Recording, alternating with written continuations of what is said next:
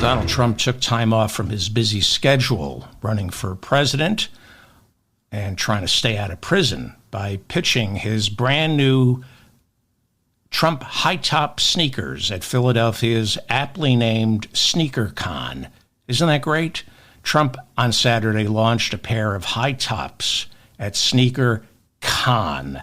How appropriate. They're called Never Surrender high tops because Trump supporters wearing these sneakers never surrender unless they're walking up half a flight of stairs, in which case they stop midway, sit for a spell, and say, on second thought, maybe I'll take the elevator.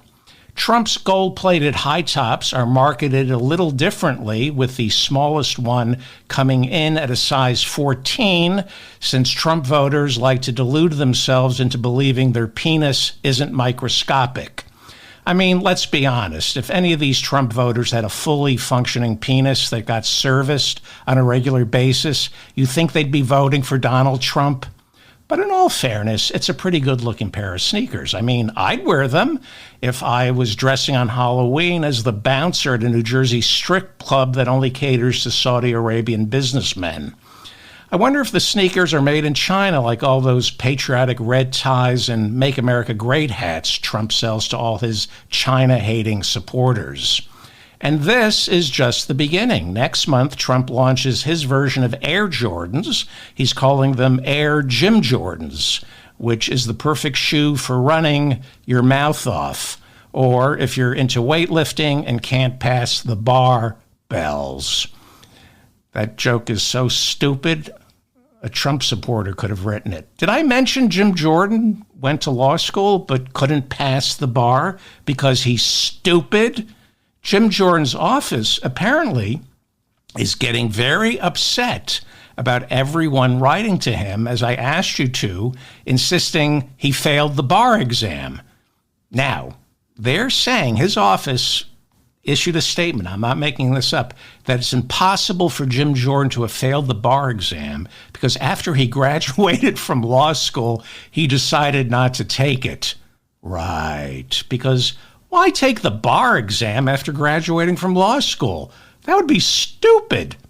Everyone knows someone like Jim Jordan went to law school just for the intellectual rigor, but not the intellectual rigor that would come with actually passing the bar and being able to practice law. Jim Jordan is a genius when it comes to the law. He doesn't need to pass the bar exam to prove he's smart.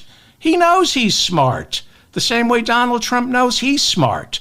Trump knows he's smart because the kid his father paid to take all his exams for him at Wharton told him so. So, Donald Trump has a brand new pair of sneakers he's selling, and a lot of people say the sneakers remind them of Trump steaks, but that's only if you go by smell. He's charging $400 for the sneakers because, when I think Trump, the first thing that comes to mind is fitness buff.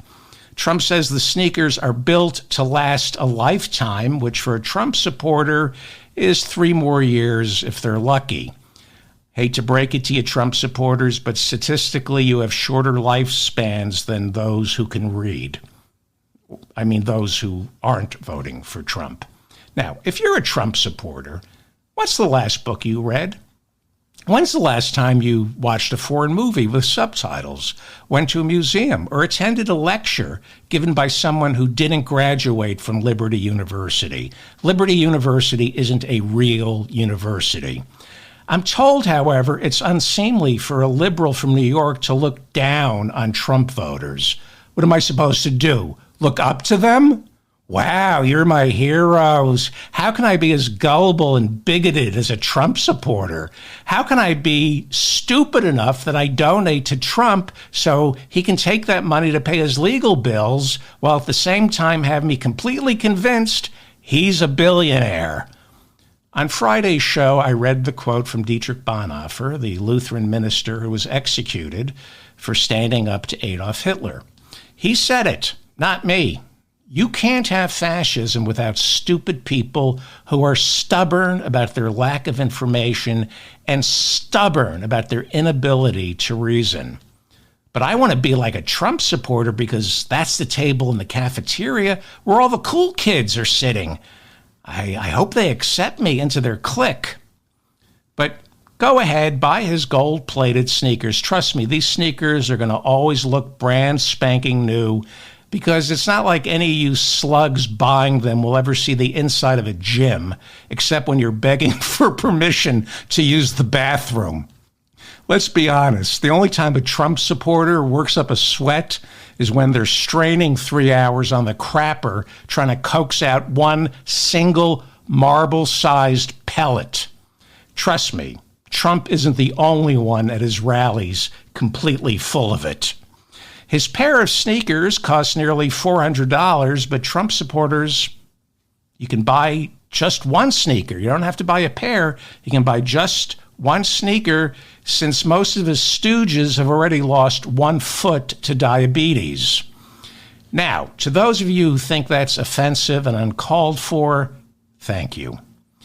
But, unfortunately, it's not quite as offensive and uncalled for as Donald Trump and his MAGA Republicans fighting Biden every step of the way on Medicare, being able to negotiate the cost of insulin with Big Pharma.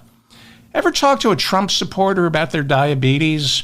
Trump supporters don't blame their worsening diabetes on the American diet or Big Pharma's price gouging for insulin. Instead, they claim it's all about personal responsibility. And what they mean by personal responsibility is they themselves don't want affordable insulin for their diabetes if that means a person of color or a migrant can also gain access to insulin for their diabetes.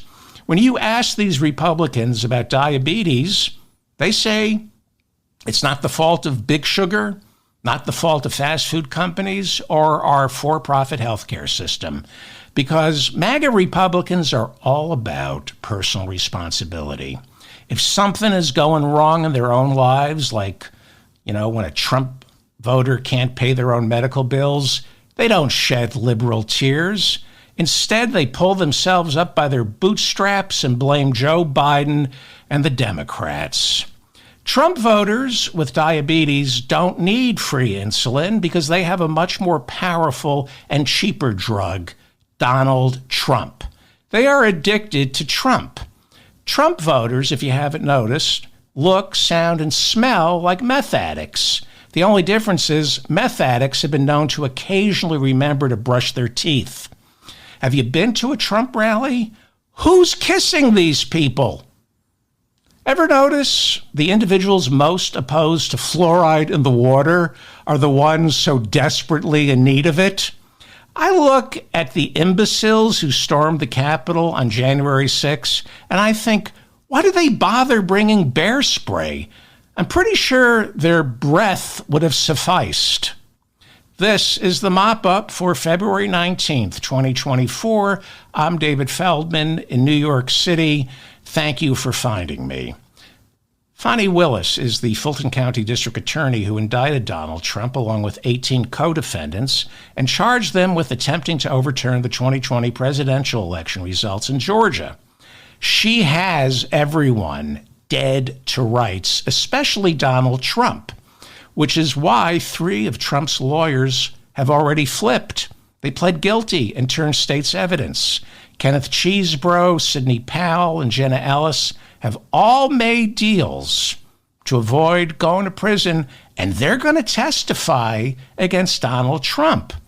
Trump's other attorney, Rudy Giuliani, can't flip because he's at the top of the RICO trial's food chain.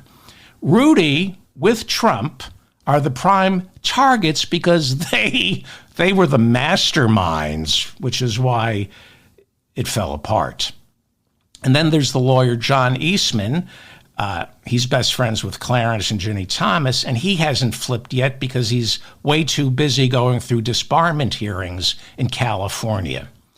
Trump and his lawyers have a serious problem down in Georgia. If he somehow makes it back into the Oval Office, he still won't be able to pardon himself or anyone else out of this. It's a state crime. He also would have zero authority to shut down a state investigation. And the law is somewhat vague when it comes to whether the Georgia trial could continue should Trump be sitting in the Oval Office. Maybe it could, but that would be for the Supreme Court to decide. Now, the more likely scenario, despite what the polls are telling you, is that Trump loses big in November. By then, he's made a lot of enemies inside our criminal justice system. A lot. They don't like death threats, bomb threats, and swatting. So when Trump loses in November, the GOP, just given his age, will theoretically be done with him, supposedly, and he will have very little political recourse to avoid going to jail. He's in a lot of trouble. What we have right now is pretty much the entire American criminal justice system against Donald Trump and, for the time being, the Republican Party. It's the entire criminal justice system here in America against Donald Trump, and for the time being, the Republican Party is kind of siding with him. The battle lines have been drawn. And since Trump can't win on the evidence, he must resort to threats, intimidation, and grasping at anything to discredit everyone who proves he's not just an inveterate liar and a cheat, but a criminal as well. Judge Arthur Engoron is the judge in the New York State civil fraud trial. He's been on the receiving end of countless death threats, bomb scares, anti-Semitic texts directed not just at him, but his entire courtroom staff, as well as his wife and son. This is Trump's M.O. But Engoron is 75 years old. He's centered, smart, and he maintained his cool throughout this trial. See, Trump had already been found guilty of inflating the value of his real estate holdings in this trial. He inflated the value in order to secure favorable interest rates from lenders and insurance companies.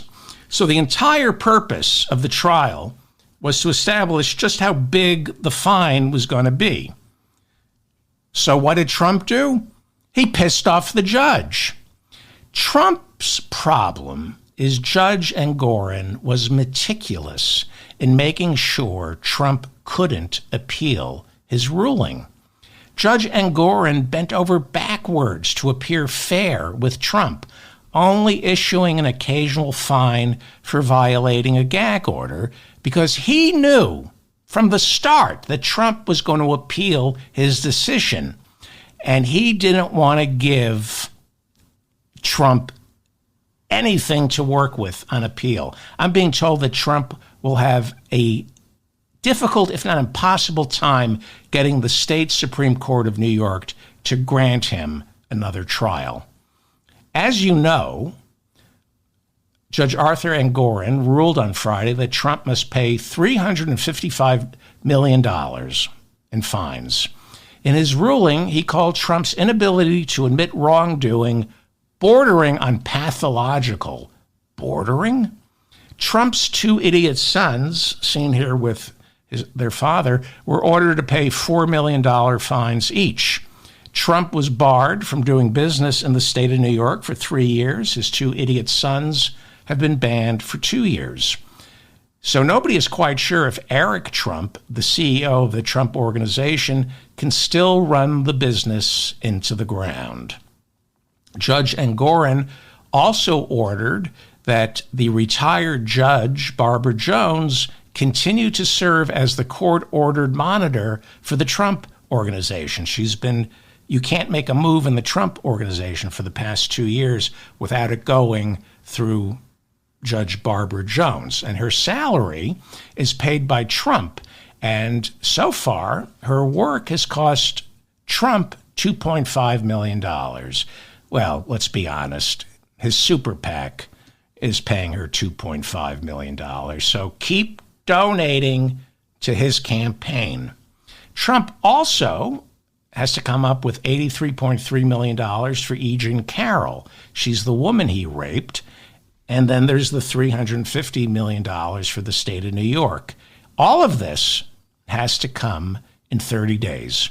He has to cough up in the next month $83.3 million for E. Jean Carroll and $355 million for the civil fraud penalties. Doesn't matter that he's appealing. That money has to go sit in a holding account, and it won't be dispersed or returned to him until the disposition of his appeals are determined. And it's also important to note, and I told you about this last week before Judge Engoron issued his ruling. It's important to remember that the $355 million fine issued by Judge Engoron is significantly higher, actually, than $355 million because Donald Trump has to pay 9% interest on this fine going all the way back to when New York State Attorney General Letitia James's investigation began 4 years ago. Why? Because he should have pled guilty 4 years ago. He wasted Letitia James's time and money, so they start the fine going back when the investigation should not have had to start, when he should have pled guilty 4 years ago. So I made a mistake last time when I said it's 9% compound interest. One of my listeners is an attorney. He wrote to me and he said it's not compounded. So I got that wrong. It's not compounded, but still, 9% of $355 million for 4 years brings that fine up to $500 million. We're beginning to start talking about serious money. And Trump doesn't have that. Now, Judge Engoron initially ruled that Trump would have to put his company into receivership, dissolve all his New York businesses, and liquidate his real estate holdings. But when he issued his final ruling, he reversed that part of the decision because I think he realized he lacked the authority to dissolve Donald Trump's businesses. But Trump, because of the fine, is going to have to liquidate his properties anyway to come up with the cash. Where is he going to find $500 million by next month? He doesn't have that. Now, during his deposition with Attorney General Letitia James, he said, I've got $400 million in cash. But he's a liar. So who knows what he has? If he says he has $400 million, if he's lucky, he has 1/10 of that. Now, he has several options. He could pay the fines with whatever cash he has sitting around, but then he's got to start selling off properties at fire sale prices. He has to sell something. And I don't know much, but I know you never want to sell real estate in this market just because you have to. Office buildings in New York City, not a good time to be selling office buildings in New York. There are a lot of vultures out there who are going to get his crappy buildings for a pretty price. Or he can continue to fleece his incredibly ignorant voters who give him money, and he can use that cash to pay his fines the same way he's used it to pay his legal bills. But nobody's certain a political super PAC can be used to pay a court-ordered judgment. The Federal Elections Commission has 3 Republicans sitting on it, so they're too chicken shit to challenge what is most definitely illegal use of money being donated to a super PAC. So he might be able to use some of his super PAC, but he doesn't. We're talking about $500 million. At best, I think his super PAC, the coffers are empty. Maybe he has 20 million, 30 million left, probably less. So his most likely choice is finding someone to lend him money to put up a bond for the fine. In other words, someone else will pay the $500 million in fines, and Trump will have to pay interest on the bond, and the interest rate will be determined by how big a risk he is. And unfortunately for Donald Trump, this whole trial was about how Trump defrauded lenders. So who in their right mind would lend Donald Trump money? Well, we all know he's somehow going to get that money next month. And you also know special counsel Jack Smith will be following every step of that transaction for the loan, as will the court-ordered monitor of the Trump Organization. To put it another way, Judge Arthur Engoron set a trap for Donald Trump to commit even more fraud. He cannot get $500 million without committing more fraud. Now, there is probably one billionaire willing to lend Donald Trump money. Mike Lindell, the My Pillow guy. He's a billionaire, and he would do anything for Donald Trump, like go completely broke, which he has. So no, he doesn't have any money to lend Donald Trump. Mike, is there anything you'd like to say to Donald Trump? Kiss my ass. Okay, thank you, Mike Lindell. But let's say someone lends Donald Trump money. I mean, there has to be somebody willing to lend Donald Trump money. Who could it be? Well, if he somehow gets elected president, it's going to look awfully suspicious as to what the terms of that loan from Vladimir Putin, what the terms of that loan were, and what Oval Office favors his creditor, Vladimir Putin, expects in return.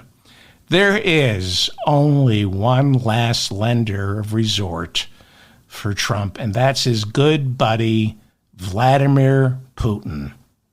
He would be the only billionaire in the world willing to subject themselves to the type of scrutiny from the FBI and Congress, as well as Letitia James, the New York State Attorney General, that such a loan would entail. It would come under tremendous scrutiny. I mean, if Trump, God forbid, wins and is back in the Oval Office, there's still going to be a New York State Attorney General.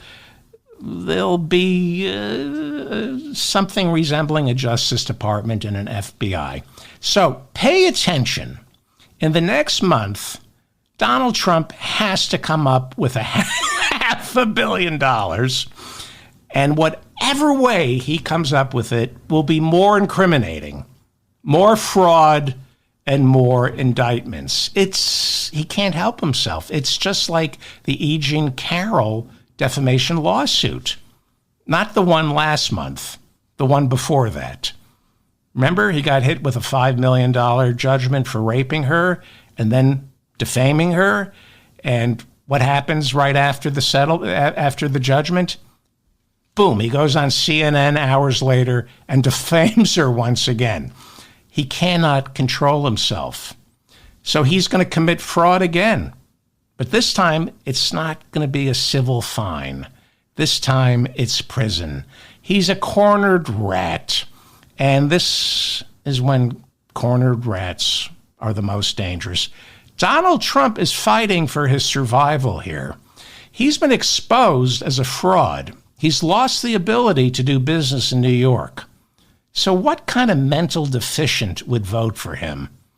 Now, as for the Republicans, senators and members of Congress, I understand fear. I understand moral cowardice. But they're secretly wishing he'd just go away.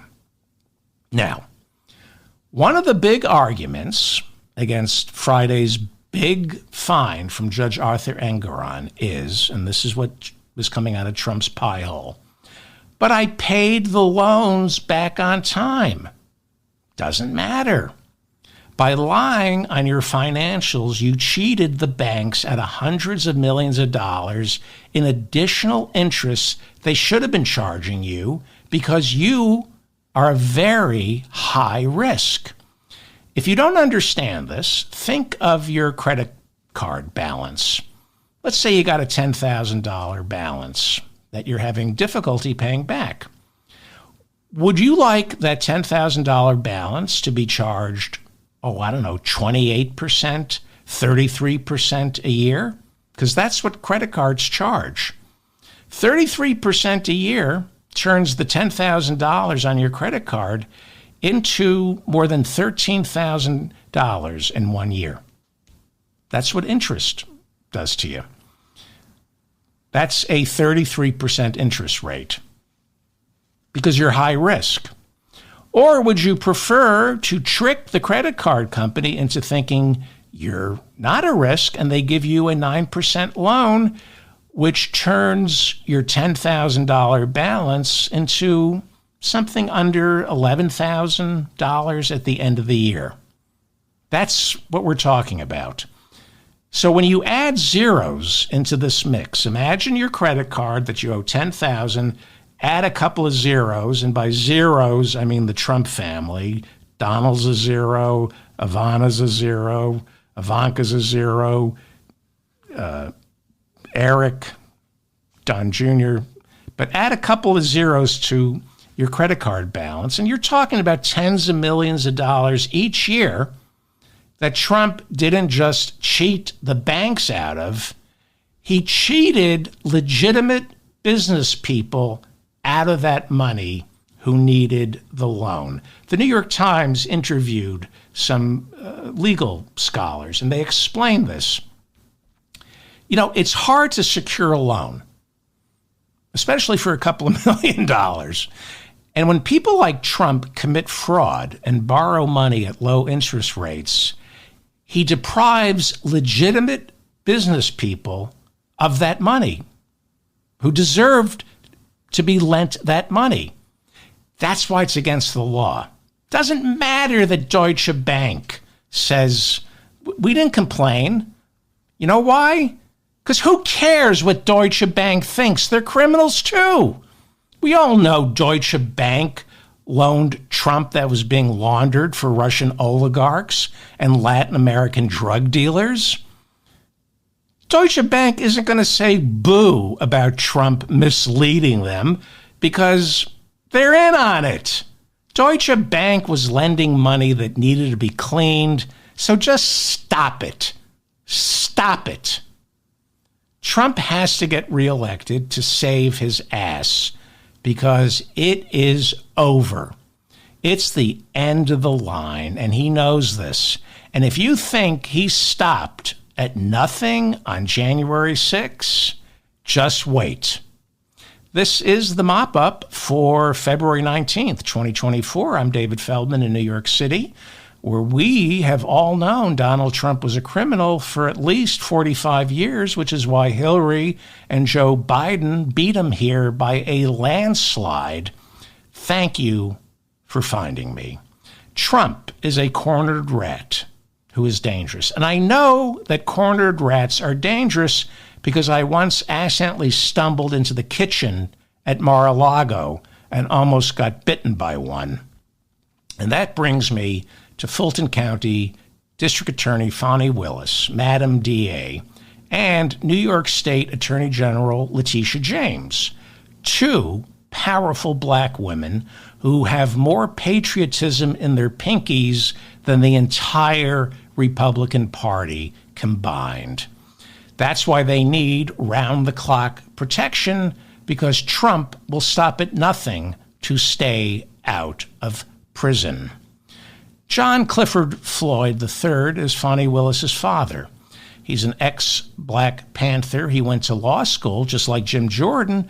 Unlike Jim Jordan, he was able to pass the bar exam and turned his daughter, Fani, who also passed the bar, into a law nerd. According to the Atlanta Journal-Constitution, they talk at least 10 times a day. So, I'm all for televising jury trials, but that evidentiary hearing last week wasn't a trial. It was Trump's mob attorneys attempting to poison the jury pool. They weren't trying to prove Willis had any conflict of interest. This was all about a strong, powerful black woman and reminding potential white jurors in Georgia, of all places, just how threatening that can feel. There is nobody more terrified of strong black women than a Republican male. Republican men are so fragile, and when they see a strong black woman, it challenges everything their lizard-brained parents instilled in them. But these Trump men, they better start getting used to strong, powerful black women, because they're only getting stronger and more powerful. According to CNBC, black women only make up 10% of our population, but they are the fastest growing segment of entrepreneurs. In other words, they're doing the hiring. While Republicans are stuck in the Middle Ages complaining about black people getting hired over them for jobs because of affirmative action, black women are busy doing the hiring. In the past decade, the number of black female entrepreneurs increased by 20%. According to the Brookings Institute, that's the largest jump of any demographic in America. Black women are the fastest rising demo of entrepreneurs in America. So, when Trump supporters say, "I'm not doing well in Biden's economy," it might have something to do with, being constitutionally unable to work for a woman of color, or a woman of color seeing right through a Trump voter and knowing their real worth. Zero. If you're able-bodied and under the age of 50, this economy is the best in 60 years, my Trump-supporting friends. Nobody wants to hire you or give you a promotion because nobody wants you around, because you're 1,000 lawsuits waiting to happen. When you hire a Trump voter, it's only a matter of time before one of the other workers files a sexual harassment, sexual assault, or racial discrimination lawsuit. Hire a Trump voter and then try bringing them into human resources to tell them their comments are inappropriate at best, threatening at worst. Their only response will be freedom of speech. Yes, the same way phoning in a bomb threat to a judge presiding over one of Donald Trump's criminal trials is also protected speech. Oh, you constitutional scholar, you. Step aside, Floyd Abrams. You really know your First Amendment. You really do. And then these imbeciles get fired. And after they get fired, just like any Trump supporter, they get fired because they don't get along with others.